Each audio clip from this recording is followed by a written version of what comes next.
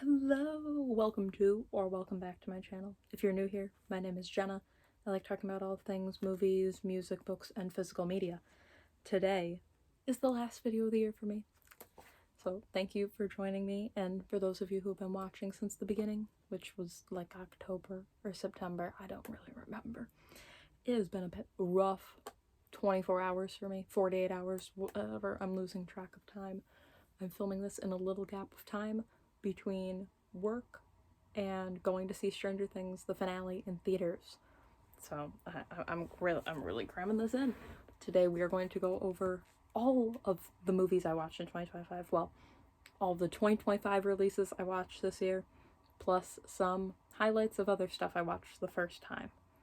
I have everything organized by rating. I don't remember exactly how many movies I watched that released this year. It's around 40. If you're interested in everything I've watched and all of my in-depth reviews, I have those on my Letterboxd, which are linked in the description down below. I'm a big horror fan. I like a good emotional movie that makes me cry. And I like a good mystery. Action movies are okay. Some of them actually did pretty well. I'm a big Marvel fan. I only watched one Marvel movie this year. I'm ashamed. I'm sorry. But that is pretty high on my list. I will give you that little teaser. Okay, we're going to start with the worst movie I watched this year. I do not rate movies low normally because I only watch stuff I'm interested in. I don't try and watch everything. And I only watched this because I had heard how bad it was. It is not logged on my Letterboxd because I could not get through it. And that is War of the Worlds on Prime Video. Half star out of 5. No. I don't know what to say. It's really bad. Don't watch it. You can watch someone else's review on it. It was not a good experience. Now for technically what would be my actual lowest rated film of the year was one I was very excited to release, so it's quite sad, and that is Fear Street Prom Queen with a 2 out of 5 stars. No, that's a 2 out of 10. I lied. No, that is a 2 out of... I think I gave it a 2 out of 5. I'm trying to remember if it's based on my personal reviews or my Letterboxd. I think it's a 2 out of 5, which isn't horrible, but it was a really cheap horror movie, and it got rid of all the heart and soul of the original Fear Street trilogy. Just a really mediocre, kind of bad slasher. Next, also 2 stars, is Wall to Wall, which I watched on Netflix. It was a Korean thriller. I mean, 2 of the actors in it were from Squid Game, so I'm like, okay, that's a draw to it. If they had made it a short film instead of a full-length movie, it would have been really good. They were trying really too hard to make it the full runtime. It was not great. Then my third least favorite movie of the year, Him. I was so excited when I heard Jordan Peele was producing a movie about like a football horror movie. I don't like football, but the trailers and the premise looked really good, and then I watched it. I'm like, no. The cinematography was the only good part of it. And the acting was decent, but the script just sucked and the plot was not there. Now we have my only 2.5 star of the year, which is Hard Eyes. It's a Valentine's Day horror movie of the Hard Eyes killer who's out killing couples. It was just a cheesy slasher. It was okay. It wasn't anything special though. Now we're into my 3 stars. I have a few of these. This is one of the few like documentaries I watched this year. It's the Trainwreck Astroworld tragedy. Interesting to learn. I could have just watched a YouTube video though. It was a fine documentary. I think some of the YouTube videos I've watched documenting it were much better. Then we have Wolfman. It was fine. Blumhouse is kind of plummeting down the toilet for me. I haven't been super impressed with anything they've done. Julia Garner is great in it though. It was an okay premise, just not a super engaging execution of it. And we have The Thursday Murder Club. If I were older and more into cozy mysteries, I like some with stakes. This was a very old person cozy mystery. I know it's based off a book. I work in a library. It's a very popular book series, but it was just an okay movie. Nothing, again, this section is just nothing special to them.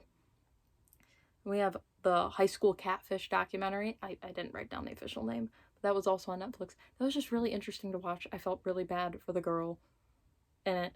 It's about a girl and her boyfriend when they're in high school who there's a person online who is harassing them and bullying them, and it's them talking about that and discovering who it is.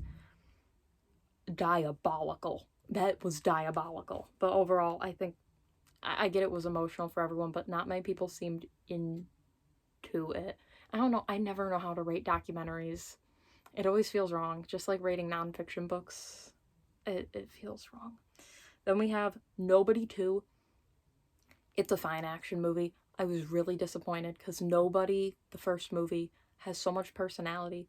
It's really raw aggression. Sorry, hair keeps going in my mouth. It's very raw, brutal. Every fight scene, like the bus fight scene, there's no background music. It's just poof, poof, just sound effects of them hitting each other, which makes it really tense and over the top. Nobody 2 had music over everything. It just felt like an average Hollywood action movie. It was fine. Nothing crazy. And then at the top of my 3-star category, this was a 3.5, but I bumped it down when I was actually thinking about it. And there was a movie I have in the 3.5, so I bumped up from a 3. Oh, but that is Death of a Unicorn. I love A23. I love Jenna Ortega. I love Paul Rudd. I thought it was going to be a really good mix. I love weird stuff. That was like, you should have leaned more into the weird. Basically, Jenna Ortega and Paul Rudd play father and daughter, and they are on their way to his boss's house. I can't remember. They're on their way to someone's house, and they hit a unicorn, and they put it in the back of the car, and there it goes from there. It not great. It wasn't trash, but it wasn't great either. Okay, now we're on to my 3.5s. I only have 5 of these. The bottom, we have Black Bag. Fun little spy movie. I guess my parents liked it a lot more than me. I mainly watched it because they wanted to see it. It was fine. It ranks higher than all the 3s because it had a better plot. It just wasn't for me. Okay. Now I think my last documentary on the list, we have The Perfect Neighbor. This is about Karen who constantly calls the cops on kids in a neighborhood for like playing in a yard that she is like they should not be there even though it's not her property, and the property owner does not care. It was all done through body cam footage. It was really well done. I definitely liked it the best out of everything, clearly, for documentaries. Highly recommend. It's on Netflix. I think it's like an hour and a half, hour 45 minutes. Quick watch, especially if you have it on in the background. Really nice. Then we have Companion. Companion I watched really early in the year. This was my 3 that I bumped up to a 3.5. Really good.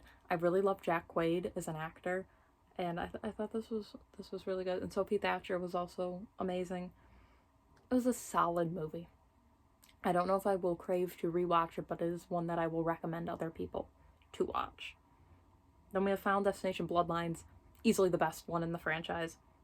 The Final Destination movies are all very over the top and cheesy, but this one had some pretty good kills. It was pretty solid. I didn't get to see it in theaters, but I did watch it at home, and I liked it. It was a good time. We have at the top of the 3.5s, Caught Stealing. Austin Butler does a great job. I thought it was quite funny at a lot of moments. I had a fun time watching it, but again, there's like zero rewatchability to me, which automatically bumps it down. Okay, now we are into the 4 stars. These take up quite a chunk of my watches. I rate 4 stars kind of my basis. If it's something I will debate watching again, and it's overall a pretty solid movie, but nothing that has stuck with me, it gets a 4 star. Okay, at the bottom of the 4s, we have Eddington. I liked this more than the average viewer. I really liked Joaquin Phoenix in it. Only complaint, too long, or I guess my 2 complaints, too long, too much Joaquin Phoenix.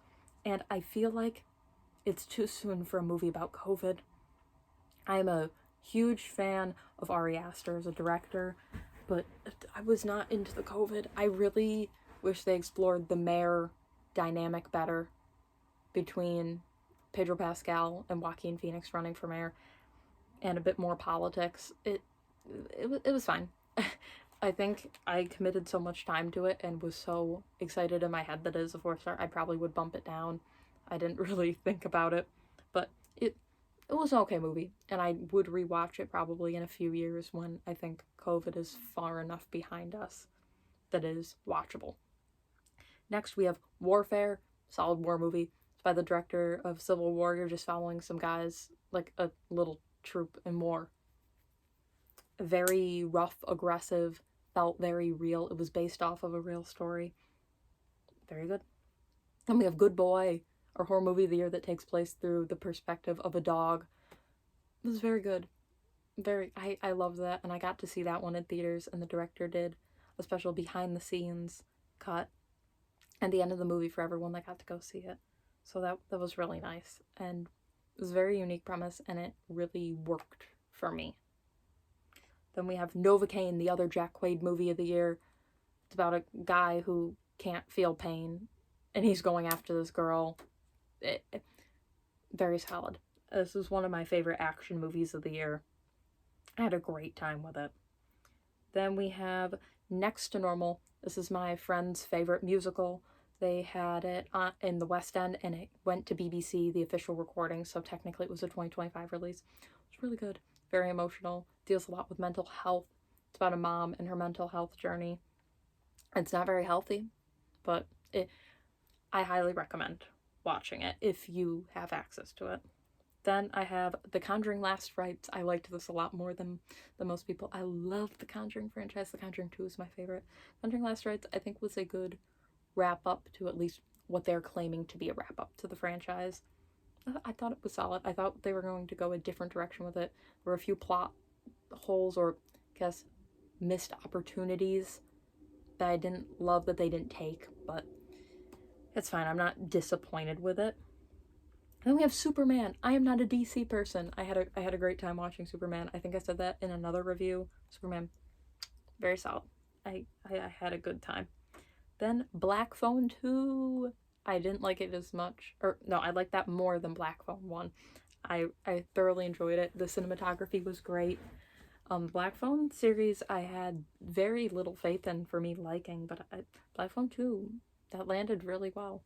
And I loved getting to see it in theaters. My dad and I got to see it in a theater by ourselves. Oh, made it even better.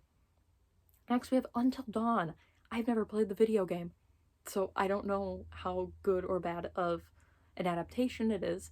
A lot of people said it sucks, but as a movie, it's one of the few horror movies this year I've actually wanted to rewatch, but it's not like good enough for me to bump it more than 4 stars. You get what I'm saying?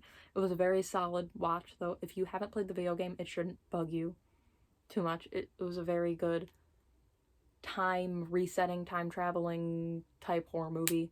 Very cool sci-fi-ish premise. Highly recommend. Next we have FNAF 2.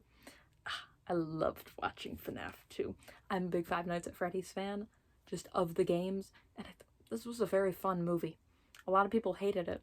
I don't know why. I think a lot of the Easter eggs they hid in there were great, and the acting was fine. And Matt Pat's in it. We love Matt Pat. I've been watching it since I was little. Toy Bonnie sounds nothing like Matt Pat, but I'm very glad he was in it. Right above that, we have Together. Got to see this by myself, too. It was just me and my dad in the theaters. Really freaky. Really good horror movie, though. I've recommended this to a ton of people if I know they can stomach body horror. If you can stomach body horror, watch it. Go in not knowing anything. Just go in looking at the movie poster and that's it. Next we have Clown in a Cornfield. People hated this movie. I loved it because it's based on my favorite horror book series by Adam Tesser. The movie was just a really fun slasher movie that probably should have deserved like a 3-star, but I have too much love in my heart for the books to have rated it lower because they did my favorite character, Russ, very, very well, and I was very happy about that.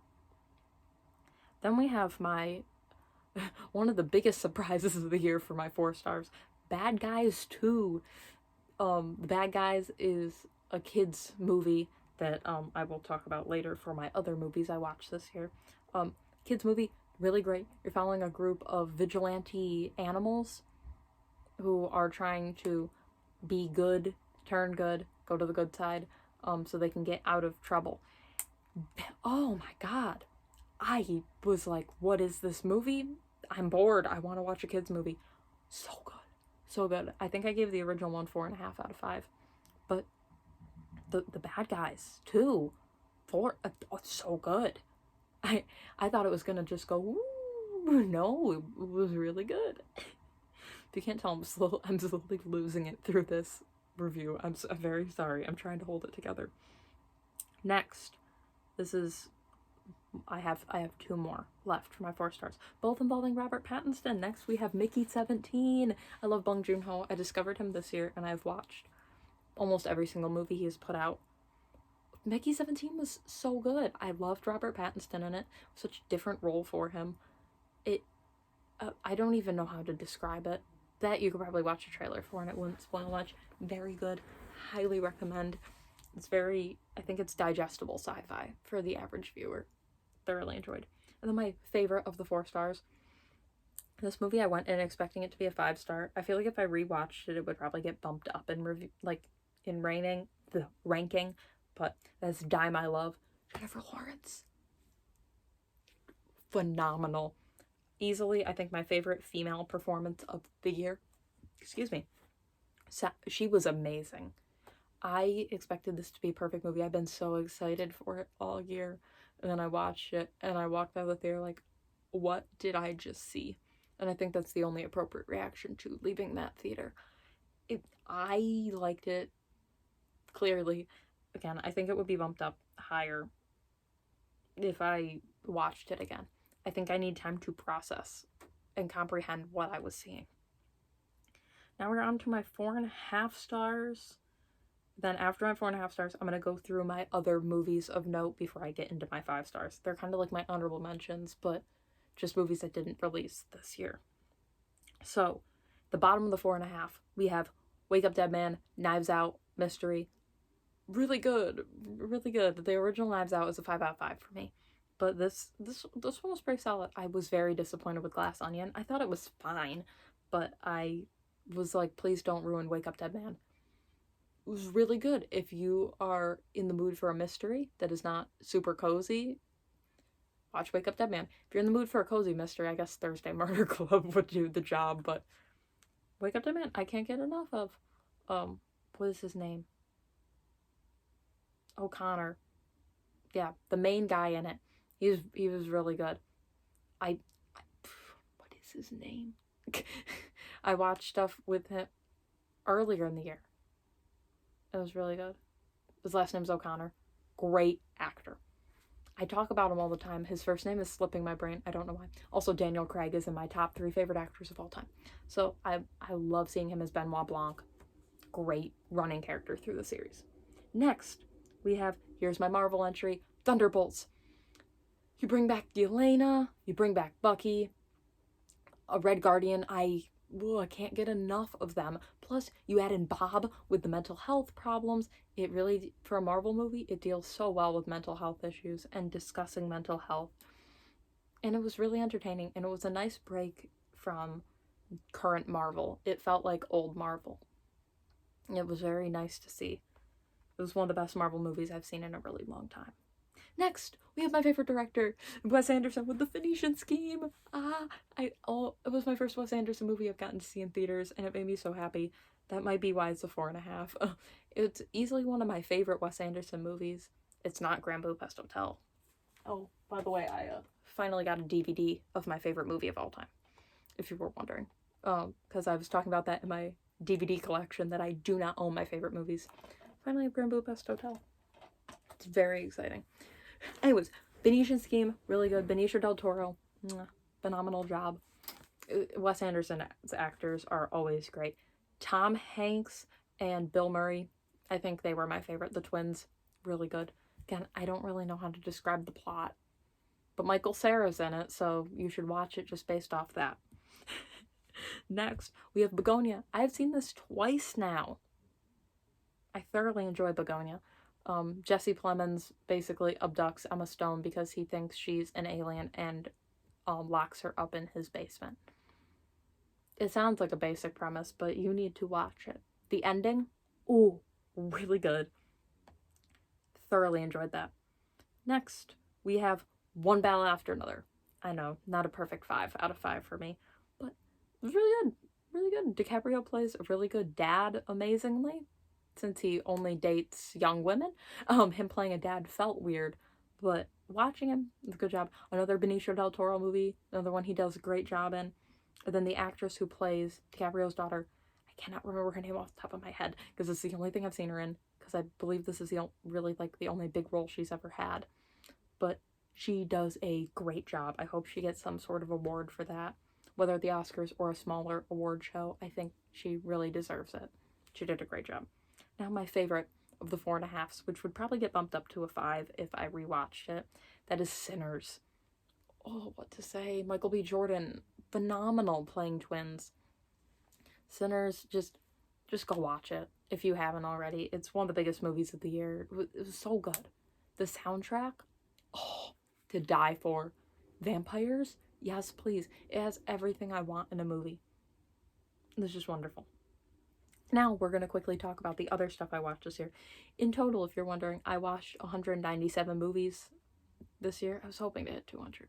I was so close. I was supposed to see Marty Supreme yesterday. That's why I postponed making this video. But then I was at the ER with my mom all day. She's fine. She is fine. I will put that out there. She's fine. No need to worry. But I didn't get to see Marty Supreme. So I postponed the video for no reason. It's fine. It's fine. I'm just a bit exhausted. Okay, so my other movies of note, these are most of my 4.5 and 5 stars from other years that I got to watch this year. And yeah, they were all really good first time watches for me. We Live in Time. Florence Pugh, Andrew Garfield, they know how to make me cry. We have Queer. Daniel Craig, Andrew Starkey, and gayness. Sign me up. It was wonderful. We have Nosferatu. I think one of my favorite 2024 releases. I watched that on New Year's Day, like this year, 2025, and very good, very good. I love Nosferatu. I've seen it 3 times now. Great. We have I'm Still Here. I didn't expect much going into this because it didn't get a huge release in the US. And then I saw a bunch of nominations for it at the Oscars. Like, I gotta watch that. Beautiful, heartbreaking. It teaches you a lot about Brazil and their history. Go watch. Fernando Torres is amazing too. We have The Substance. I don't like body horror, even though I did watch Together. But The Substance, great plot though. I've watched it twice. It was really good. Challengers, what to say? I love Luca Guadagnino. And I love the bisexuality of that film. So good. Zendaya does a great job. It's Zendaya. Then we have I Saw the TV Glow. Another one of my absolute favorite movies now. It was so heartbreaking. I understood. Some people do not grasp it. I understood that movie. Past Lives. Past Lives made me sob. That's all I have to say about that. Hundreds of Beavers. I could not stop laughing while watching. Absolutely hilarious. I think it's free on YouTube. It's like an hour and a half, 45 minutes of your time. Go watch it if you want to just laugh at slapstick comedy for that length of time. We have After Sun. Paul Mescal. Making me cry. Who knew? Paul Mescal makes me cry in most movies he's in. We have The Bad Guys. Already talked about that, but I've also watched that earlier this year. Parasite. I can't believe I watched that for the first time this year. Oh, this is what got me to fall in love with Bong Joon-ho. Oh, I'm so glad I watched it. It is an absolute masterpiece of film. We have Beautiful Boy. I think enough has been commented about Beautiful Boy over the years. I don't need to put my input in. Same with Brokeback Mountain, although I wish I watched that sooner. It was so wonderful. Along with Eternal Sunshine of the Spotless Mind, I wish I watched that sooner as well. We have Good Will Hunting, which I love that genre of movie. It falls in with The Holdovers and Dead Poet Society for me. Nice comfy watch that makes you cry. It's great. We have Cinema Paradiso. My English teacher made me watch this. when I was still in high school, and it was great. It was a really great film. That's all I have to say about that. And then to wrap up this part of the list, we have The Thing, which I can't believe I didn't watch that sooner since I love horror. But I thoroughly enjoyed. I think that is one of the best classic horror movies out there. Now on to my 5 stars. Technically there's only 3, but I have 4. Fourth place, we have the Minecraft movie. This should be a 1-star film. Give me a minute.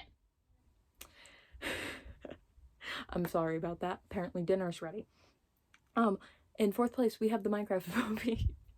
It was such a great theater watching experience and just cultural moment. I couldn't not rate it 5 stars.